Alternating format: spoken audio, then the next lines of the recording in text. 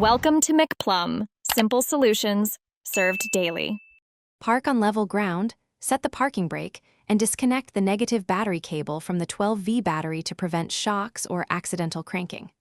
Allow the engine to cool for at least 30 minutes before touching ignition components to avoid burns.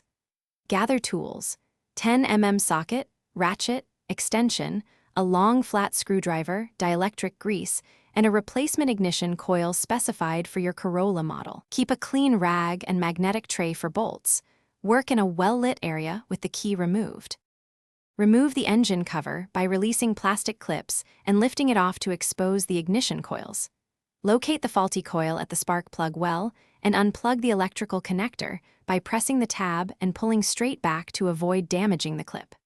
Remove the coil hold-down bolt with a 10mm socket, then pull the coil straight up and out. Twisting can damage the boot.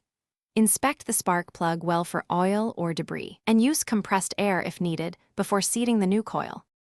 Apply a thin film of dielectric grease inside the coil boot to protect the rubber and improve conductivity, using only a pea-sized amount.